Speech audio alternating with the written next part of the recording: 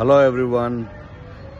20 సంవత్సరాల తర్వాత Venky cinema release అవుతుంది December 30th.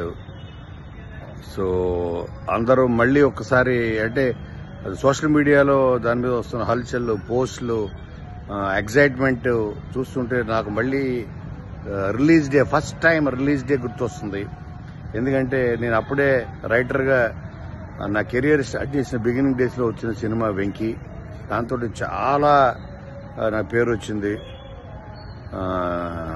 ఒక రైటర్గా గుర్తింపునిచ్చింది, ఒక స్టార్డమ్నిచ్చిన సినిమా వెంకీ. ఇప్పటికీ ఏ ఊరు వెళ్ళినా, ఏ కంట్రీ వెళ్ళినా అందరూ సార్ వెంకీలో ట్రైన్ ఎపిసోడ్ అని అందరూ పదే పదే దాని గురించి మాట్లాడుతుంటారు.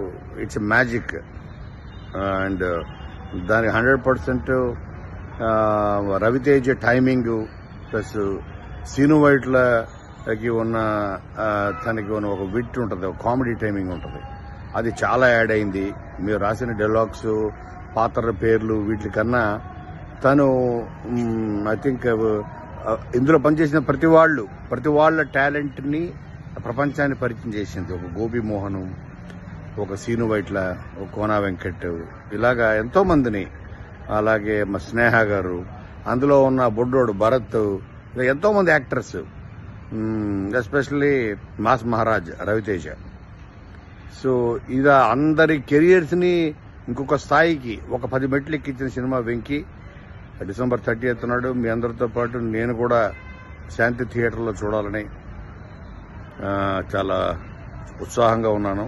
See you all on December 30th.